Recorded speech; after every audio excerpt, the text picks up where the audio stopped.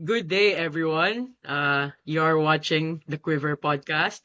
In today's episode, we will discuss our volleyball games against UE this weekend. And after that, we will also talk about our basketball preseason because obviously it's March already. So the basketball team is preparing for the upcoming season 88 Redemption Tour. So as you can see, it's only the two of us. I'm Brian. I'm joined today by Vic. And as much as we also want to talk about Man United and Arsenal facing tonight when we are recording this, but of course, you are watching and listening to a LaSalle podcast, LaSalle Sports Podcast Show. So we are the Quiver. Reminder lang sa mga nakatutok now, there are only 50 subscribers last time I checked to go before we give away the Ibarra Green Trofeo Yep. watch. It's so nice, timeless piece. You can wear it almost any function. It blends in. Formal, casual, if you go to weddings, go to baptisms, go to graduations, kahit saan, office, 'di ba? Kahit Bray, oh. wag wag niyo lang ipambabato sa referee pag naiinis kayo sa referee, 'di ba? Yes, yes. Wag Oo. niya wag Hindi, niya wag niya masyadong ipambabato. precious. Masyadong precious siya. Wag po. Pag binato nyo yan, ang kawawa, hindi yung referee, yung watch. Kawawa yung Ay, watch. Sayang yes. eh, sayang. Oo. It's so Wag. nice. And talagang popogi. Popogi ka pa while wearing the watch. So ayan, Yun. we're down to our last 50 subscribers. So subscribe now for a lot of LaSalle sports content. Lalo na ito na yung time na nag-overlap na yung volleyball approaching the second round and also the basketball malapit na yung mga fill oil ganyan and obviously those two things really excite us as LaSalle fans. No, may ano tayo, may bago si Asia Basket. Parang home and Exactly. away league. Oh, Oo yan, nga. parang home and Oo. away league. Kung meron game sa Razon, ire-renew ko na talaga yung alumni ID card ko para makapasok ako.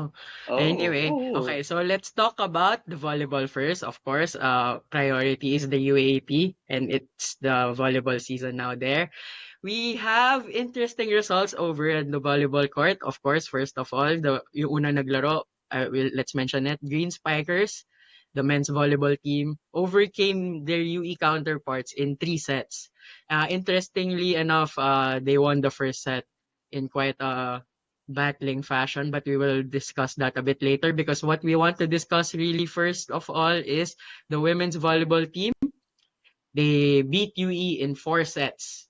Okay, if we read that out, 4 sets, that's not something we often see against UE. But let's say that the first 3 sets were commanding, but we kind of took their eyes off the ball sa second set. So having seen that game, Vic, what are your thoughts? Or what are the good and the bad from that game?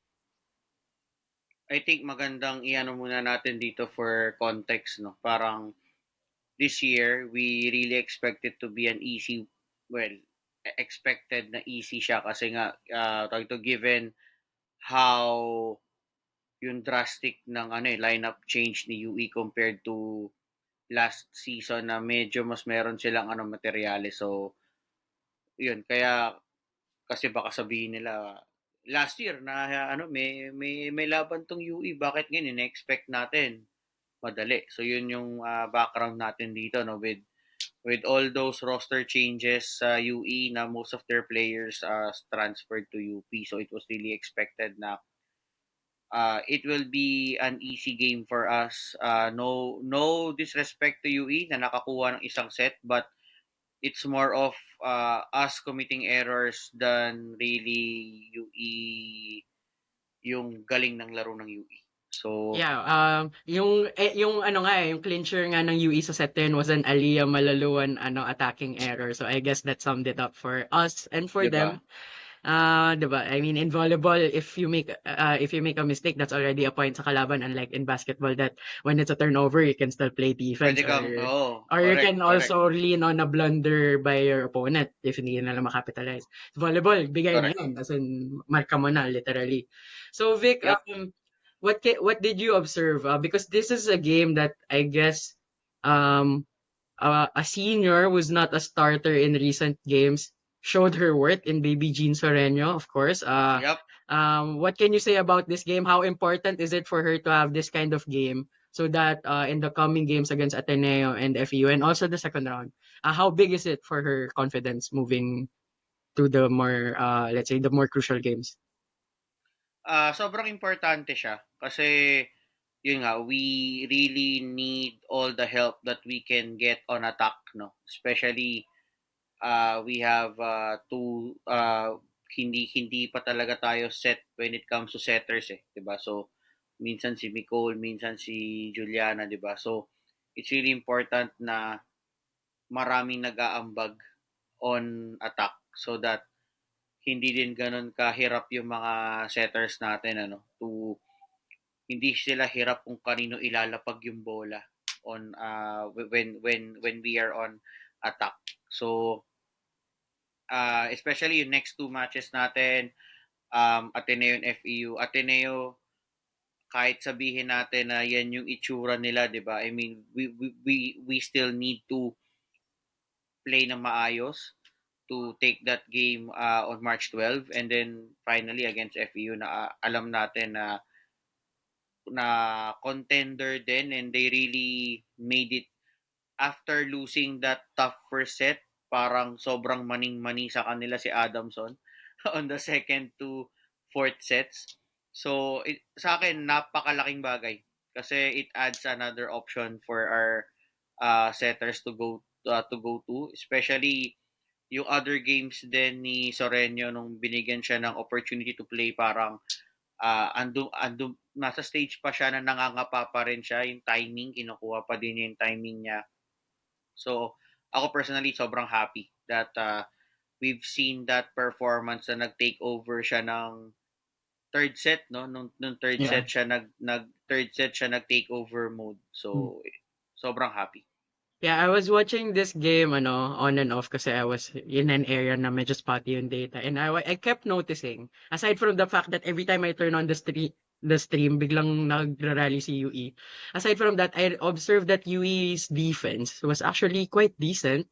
I guess they had to get used to it because, I mean, wala sila masyadong net presence eh. It's really about their Yep. floor defense. Floor, That's what floor, really oo. kept them in that game.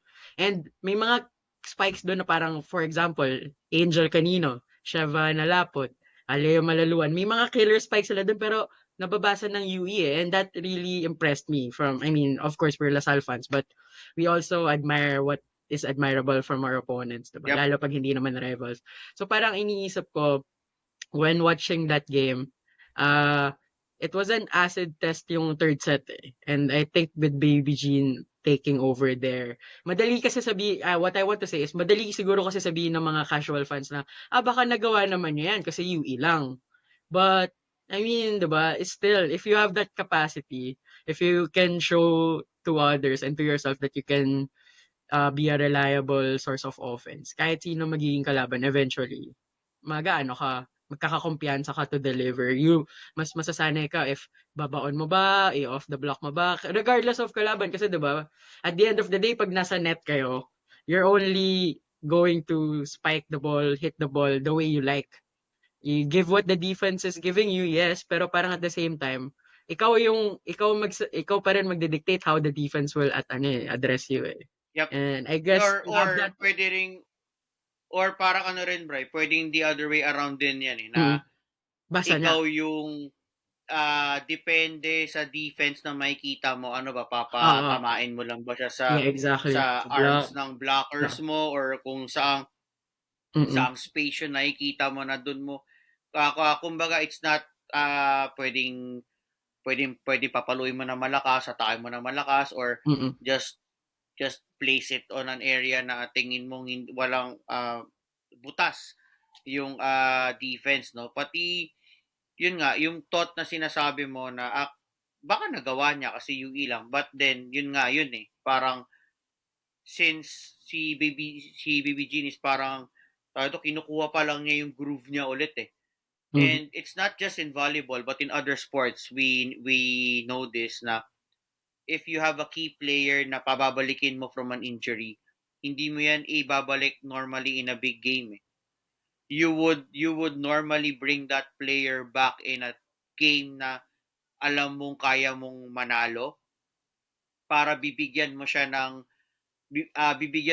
magandang confidence booster to regain that timing back So it's really important na nagawa yan ni Gene na on that type of a game na ang kalaban natin AUE kasi it will help springboard na hopefully na mabit-bit niya yung ganong kumpiyansa na since medyo nakahanap na rin niya yung timing niya on our last two games sa first round.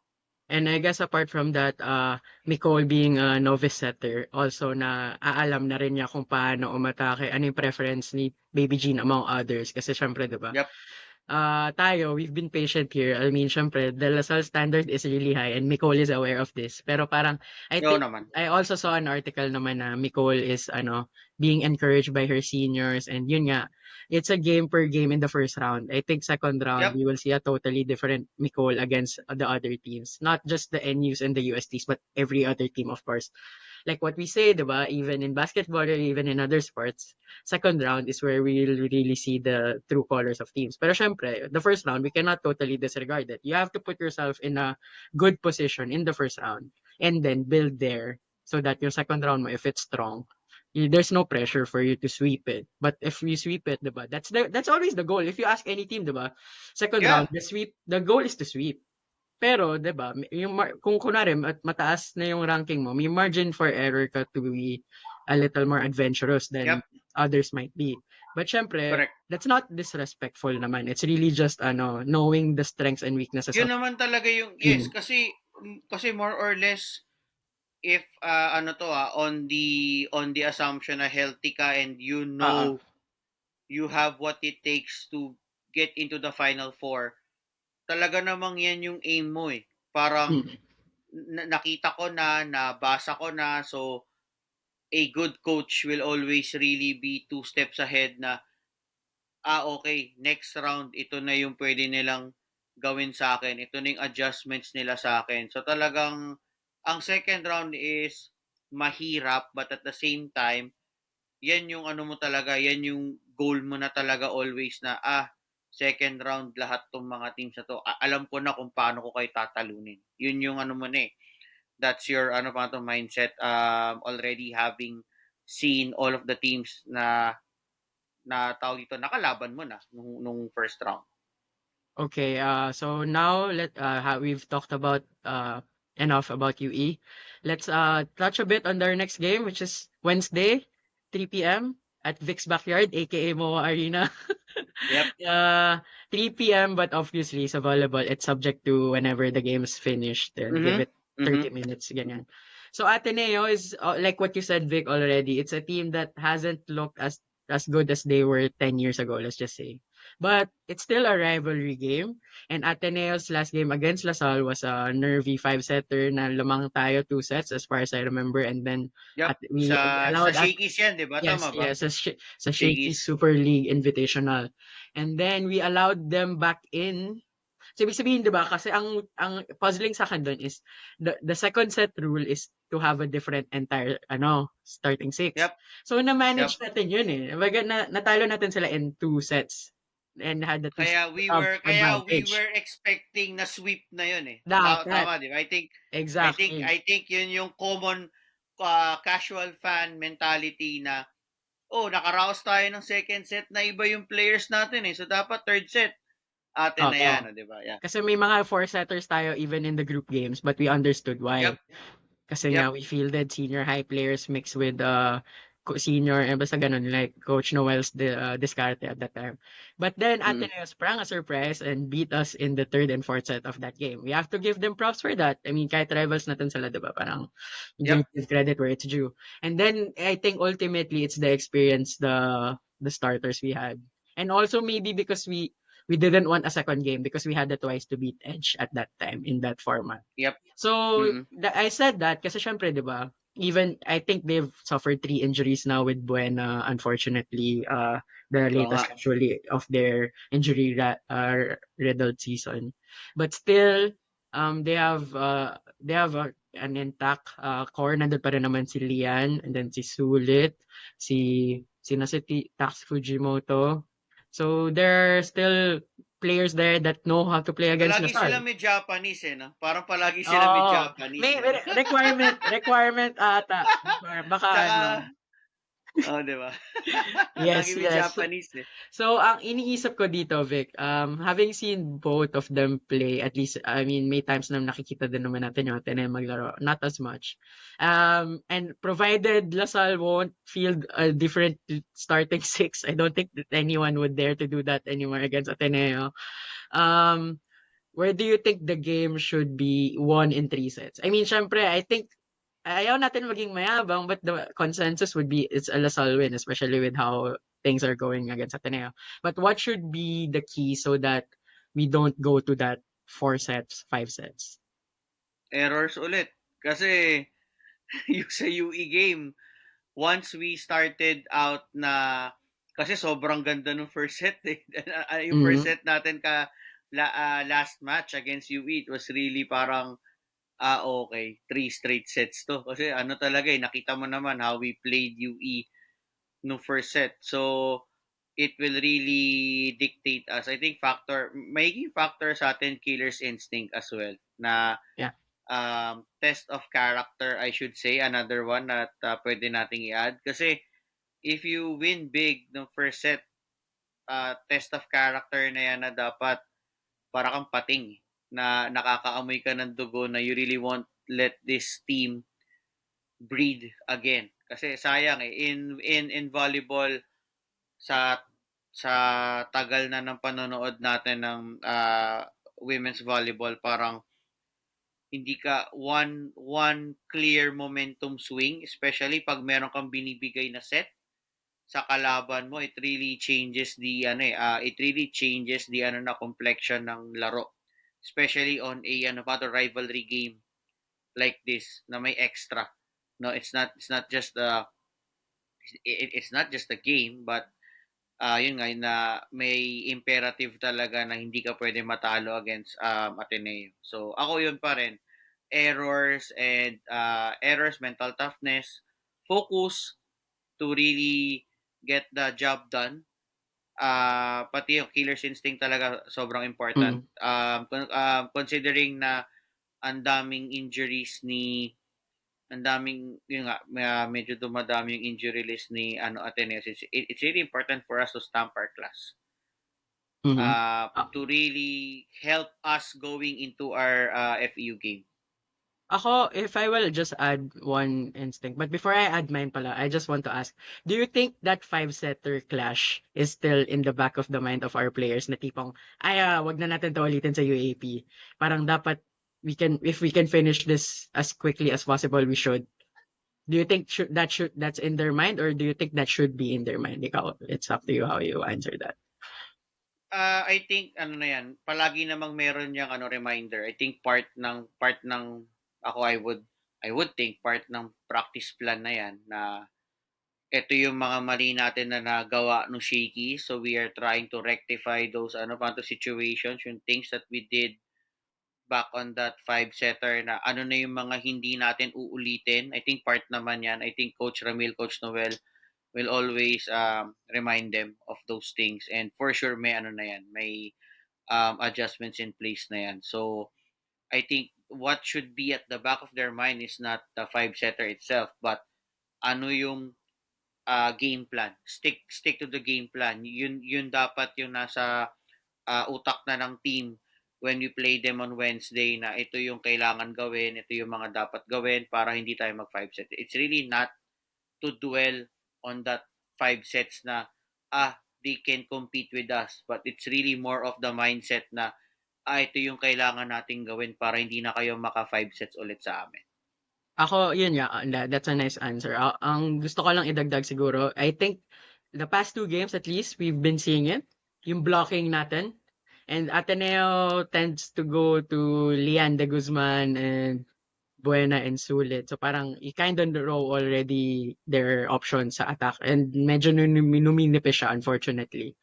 Pati Minor ano din pala. Brian, Minor is there. Yeah. pati ano they're not a tall team also. So Yun I din. think The we are blocking the is we are the taller team. So I think we exactly. should We be can able to maximize that. maximize Oo. that. Parang kung kaya natin bawasan yung attack points and we can convert that to blocks. I mean, yung bawasan yung attack points Yes. na Ateneo and convert that to blocks our To end. block That's points all. natin. Yep. That's going to be a big help kasi that can create the early separation. And then once you have the Yep. separation, that can already kill the confidence sometimes. Eh. As long as we don't give Correct. them free points in return, which is Yes. errors, Yes. which Yes. is what you Yes. said, diba? Okay, so before we move on to the other topic, which is basketball, we would obviously give a few moments of men's team natin, sharing the same record with our women's team by also beating UE, but more clinically, let's just say, in 3 sets. It was what captured my attention here was the first set, eh, kasi they were on the verge of dropping the first set against UE, down 24-20, but then they really willed their way to win that set. I think Chinaga. Yun yung term dyan. Chinaga. exactly. May halo-halo yan eh. May mga spikes ni Campton, may mga block, and then meron pang rotation error yung UE. So parang it had Yes. everything. It had everything there for that 6-point rally. But what I liked about that game is we finally saw Vince Maglinaw back, Yun. Yep. Yep. which is Happy to obviously see Vince a back. big factor siya. And then let's just mention, because obviously with Ateneo beating UST sa men's volleyball, this becomes interesting kasi Ateneo, obviously, tayo yung nag-aagawan din kasama with UST sa we are fighting for two of the three tayo tatlo Two nag-aagawan of sa the two four. finals four. No, Yep. two of the four finals four spots kasi mukhang NU and FU somehow And they have their yeah, mini oo, league. oo, medyo ano Pero sila. sasabihin ng mga Yeah. taga-UST sa men's volleyball na naselat nila yung FEU, but I guess that maybe because of how FEU is playing, baka that Uh, suggested more of FEU than wait, UST. that's Oo, that's the biggest mistake that you can do na ano oo, history repeats itself eh. I mean, ano yan, exactly. kailangan mo trabahuin yan eh. So, in that context, this Lasal Ateneo men's volleyball game, which happens at around 11 a.m. or depending what time the NU Adamson game finishes on on Wednesday. This is gonna be Mukha big one. namang tingin ko And and kung Enyo I will Adamson, tingin ko mag-start on time. and I will take this opportunity to put this as the Blue Fire Derecho and hot take. It's not really a hot take for me, pero parang if there's a must-watch Lasal Ateneo game this Wednesday, it should be the men's. Because I think the matchup here, teams are quite matched eh. Madalas yung games nito, 4 sets, 5 sets, bihira na yung 3 sets Yeah. ng Lasal Ateneo eh. Yes, yes, yes. So I mean, if you want to see Sa men's. sa men's, if you want that same intensity that you saw last time in women's volleyball or this yung pag basketball ganyan sa women's basketball, yung common sa football, I guess we should steer you to the men's, and maybe in our recap episode we will spend more time than we usually do sa men's. Let's hope. I mean, diba? It's an exciting game. Uh, do you think Vic Timely ang balik ni Vince Maglinaw for this upcoming matchup against the Blue Eagles? Yes, same thing. Same thing kay Gene na sakto yung balik na you're facing this UE squad na since Vince got his groove back, no, medyo nakakakuha rin ng timing and we will need whatever help that we can get facing this Ateneo team na medyo we are toe to toe to for that other two spots in the final four. So, yun, napakalaking bagay din na we saw Vince already back against UE para pagdating niya sa pagdating ng Wednesday at least mas hoping for a better performance in such a way na nakuha na niya yung timing niya from last match against UE. So yun. So we are Yeah. we are we are expecting na medyo makakakuha na siya ng groove niya ulit pagdating sa Wednesday. Yeah, this is already encouraging because he already scored 11 points and he Yeah, 'di was ba? asked So, na he's at a 90% for now. And it's an yep. ankle sprain. Alam naman natin sa volleyball, malundag. So, and yung Yes. landing mo. So, the So, ankle is quite sensitive. yep. If people, I guess the only worst part sa ankle is the knee in any sport naman. Pero syempre, Correct, correct, the correct, second correct. the second part you can't afford na masaktan is the ankle. Kaya nga minsan kahit light sprain sa basketball, 'di ba? You miss a game or two. 2 weeks yan eh. Minsan nga malalang tweak, mga 1 month din eh, kung tutuusin. Pag yung Mga nasa matagal. mm.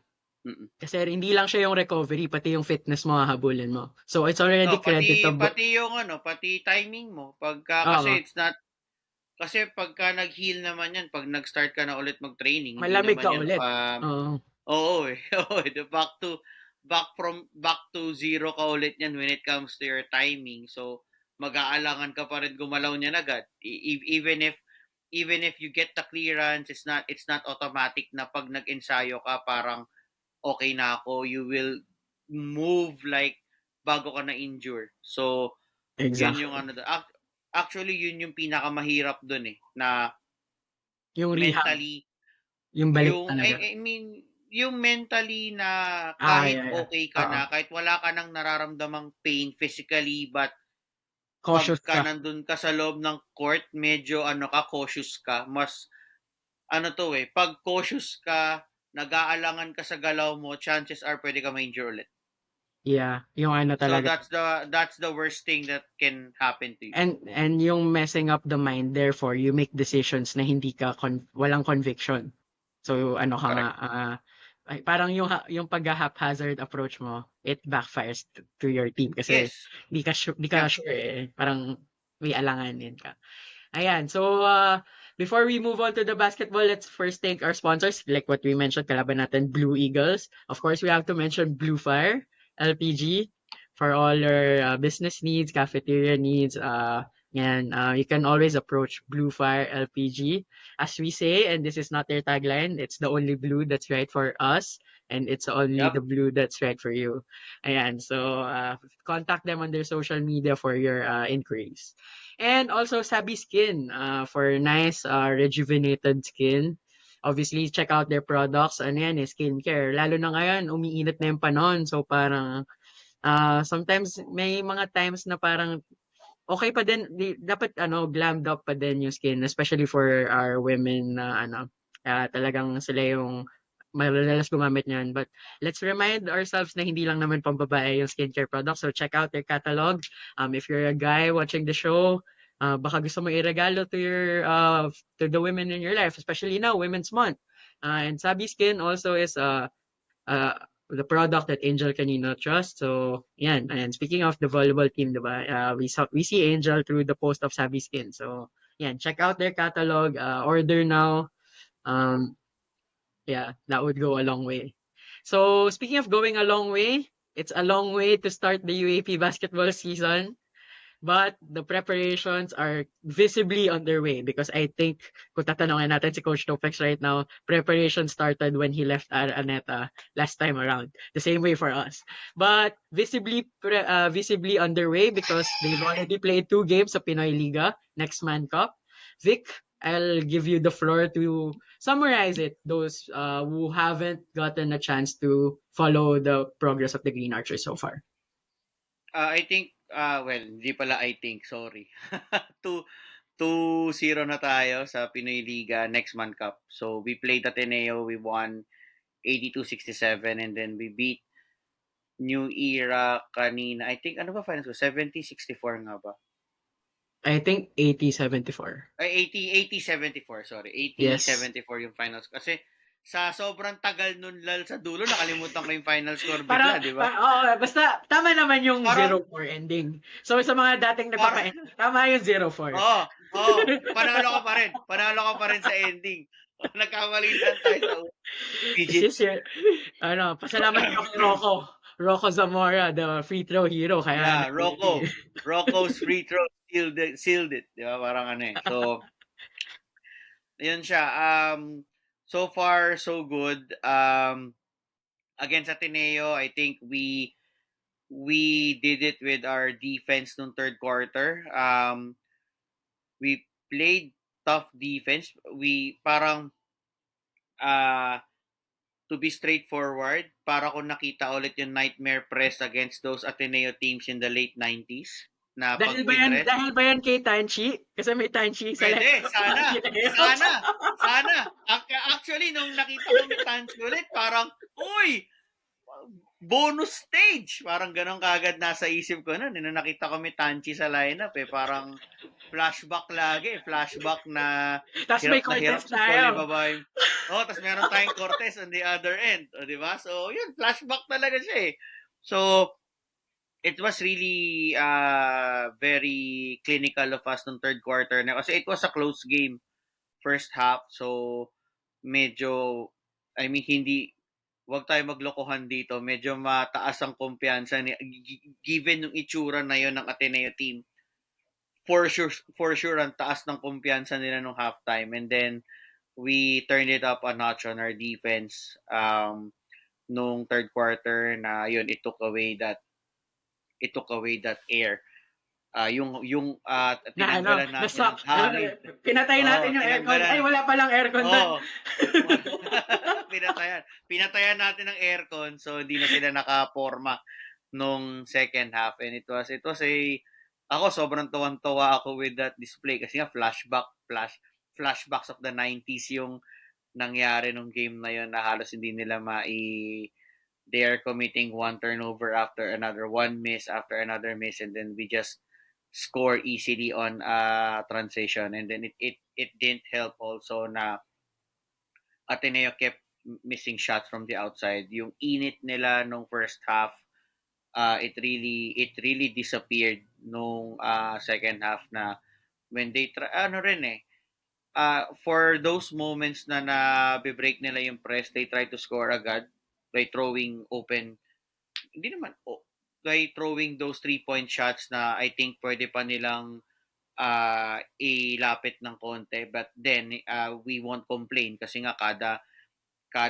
hagis nung second half makakabuo sila ng bahay sa bricks na tinatapon nila from the outside kasi I think that's their kumbaga yan naman talaga yung system ni Coach Tab na if you're open from deep, take those shots so yun nga lang, di lang talaga sila nakaka-shoot, and yun nga, there seems to be no plan B for them on that game. So kada mintes nila, we just run it on the other end until ayun na, nasira na yung kumpiyansa.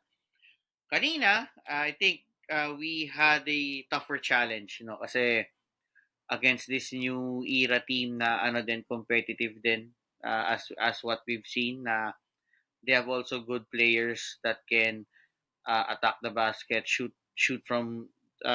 shoot from deep, 'di ba? And then they have a very very good FSA kay TJ Adams. To be honest, impressed ako dun sa FSA. He really knows I how must say, to he looks oh, good playing in green. Yung ganun lang, kasi oo, naka-green yung era bagay. kanina eh. Bagay, Bagay yung bagay green. siya in green. Yun Oo, lang, kasi hanggang doon kailangan lang muna i-comment ko. kasi kasi ano lang tawag ito, Commonwealth Avenue lang yung pagitan ng isa 'di ba? And Tawid we lang must sa kabila. say, yung Oh, isa nilang uniform is white, hindi gold. oo. So, it looks Oo. good in green and white. Oo, Kaya tama, malaman tama, guys. tama, tama. tapos Kasi, bawal import pa sa NCAA ngayon. So, hindi pwede. oo, Yun lang. wala Hanggang talaga. doon lang muna tayo. Kasi nakikipagkwentuhan Kasi, na siya daw kanina eh. So, baka mamaya, may gate May pagtawid mo ng New Era sa kabilang side ng Commonwealth, may gate na dun So, yun mahirap nga, na, di ba? delikado. Basta sinasabi ko So, lang, he look really good. Maganda yung dynamics na, like, you can really tell na when he's on the court, ang laki ng threat. But adding to that threat is, you can get used to him wearing green and white. oo naman, oo naman, oo naman. Yeah, but Pero going yun back nga, to what you want to say more about TJ Adams and his maayos, impact sa maayos, Panthers. maayos, pati nakipagkwentuhan na nga sa bench natin nung nung bandang Nung dulo commotion, So, di ba? Nung mukhang nagka-commotion. appear na siya sa mga players natin. So, mukha namang okay sila, no? So, mukha namang okay yung paikitungo nila He sa isa't might isa want to get kanina. used to that. He might want to get used to Oo, di ba?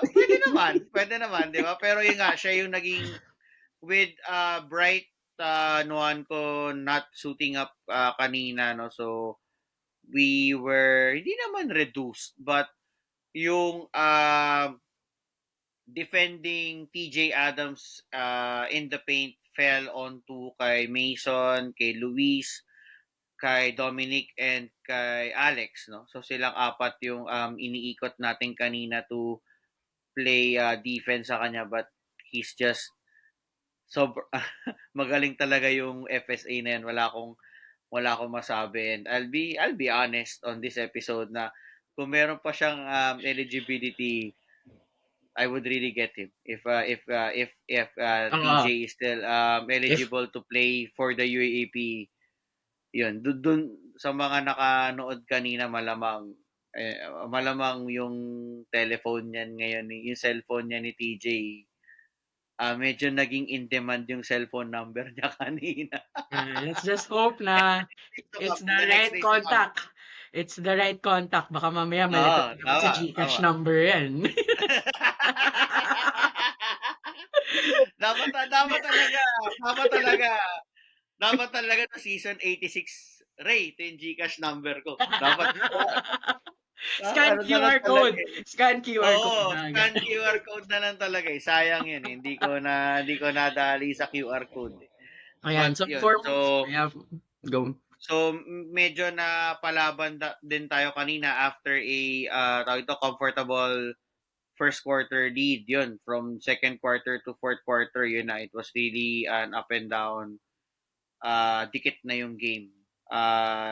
We had enough on offense, but at the same time sumasagot din si New Era. I think the next na medyo komportable ng lamang natin was I think yung 74-64 na Yep, tres ni Mason. But yun, I Mason. have It's, I have to say Mason really looks good on two games. Yun, ang laking bagay ngayon ng changes kay Mason, no, as what we've seen dun sa two games dito sa Pinoy Liga, na ibang klase, ang layo na nung, for me, ang layo na nung itsura niya now compared to nung naglalaro siya sa Ateneo, na he looks fit this time. And I think the change, na ako, pinakamalaking change is pwede na siya pumuwi sa labas and take it strong to the paint. Nakakasaksak siya like a small forward. Parang ganun yung tingin ko with how he's moving now. Yun nga, mas fit, mas mabilis, unlike when he was still with Ateneo, no. So ako, takeaway ko, I'm not too sure if we're not taking away kung paano mag develop si Coach Tab, but yun nga, I'm not too sure if he will look like this if he stayed there, kasi doon parang stretch big talaga yung role niya doon, unlike now na he's now being given the green light to move like a small forward, no. So yun yung sa akin, sobrang laking impact, like what he did kanina with on those crucial moments, na hitting those big threes, hitting those floaters. Apart from yun nga, ang pinakaano lang talaga is that uh, I think all of our bigs naman kanina had a hard time guarding si TJ Adams. But yun nga, he can still pagkadating sa UAAP, I think he will be able still to makabantay ng opposing bigs ng mga makakalaban natin. So ako, yun talaga, so far two games, it has been yung progress ni Mason from his last stint in Ateneo to now. Although, 'di ba, nakita naman natin siya sa UCAL, but even from the UCAL to now, may progress eh. Merong improvement tayong nakikita. May pagbabago tayong nakikita sa style of play ni Mason eh. So nakakatuwa, and it's exciting kasi we still don't know if pagdating ng September, ito pa rin ba yung style niya, o we can still see more from him pagdating ng UAAP mismo come September. Ayun siya. So ayan. far yun yung Yeah. natin. So Yun yung maganda na banggit mo yung mga pagbabago, because what I would want to touch on before we end the episode is if how are we going to replace two big departures, because obviously the news we receive at the start of the year, first 2 to 3 months, diba? CJ Austria first, and then Raven Gonzalez eventually moved on from Taft to Abra. So, of course, congratulations to them. They won their first game. But Yep. more, of course, we're focused on the LaSalle Sports as a LaSalle Sports fan podcast. We want to ask you, Vic, let's think about this now. If we are part of the coaching staff, or at least from a fan point of view, who do you think stands to benefit a lot from this move? First, unahin natin yung kay CJ and then kay Raven. Kay CJ, it will be Erlen Boris because I see Doy and EJ manning the off-guard spots. Although baka naman Doy and EJ will be tasked to play the small forward spot then on some instances. Pero ako, it would be Earl and Boris. And then sa bigs, it will be right now pwedeng Alex and Dominic, but sa akin medyo lamang si Alex to get that position dun sa ano no to departure ni Raven. But kung titignan mo pa, pwedeng Alex can also benefit dun sa pagkawala ni CJ kasi Alex can play if we want to play a big lineup, pwedeng mag-tres din to si Alex similar to what we have seen kanina no against New Era wherein we attempted a big lineup to compensate for that challenge. Medyo na-challenge tayo sa rebounding kanina since with TJ Adams presence for New Era. So may stretch kanina na Coach Oliver Bunyi went to a three big lineup. So yun, pwedeng andun si Alex sliding sa small forward, pwede rin siya maglaro sa stretch four spot, no. So I would say pwedeng si Alex, no, if we will really sum it all up. Si Alex yung pinakamalaking ano be benefit kasi he can cover the small forward spot and he can also play the stretch big position. Yan. So, it's good to see that kasi 'di ba, there were concerns when both Mason and Alex joined the Green Archers fold na they look too similar. But I guess Mm-hmm. it's safe to say by how these players are evolving, nagkakaroon na ng distinction with how they play. Do you agree with my observation there, Vic? Yes, kasi right now yung style ni Mason may face up dribble attack na siya. Kumbaga kasi parang ang thinking natin yun, it's just the guards, it's just Jacob, Kian, EJ, or even Doy will just attack the paint, slash and create, no. Right now, we can see that tawag dito Mason can also do the same. And Alex will just be waiting for those drop passes and kick out passes to the for that 3-point shot. So, yun, pwede na sila mag-complement ngayon as far as offense is concerned. So, if kung ang basis natin itong past two games in Pinoy Liga, we can say na they yung playing style nila won't hurt us since they can tawag ito complement with each other. Yeah, and that's only gonna be promising because hindi lang naman Pinoy Liga sasalihan nila. There are also several tournaments. Dami. But the confirmed ones are obviously Phil Oil. It's a common preparation for the UAP.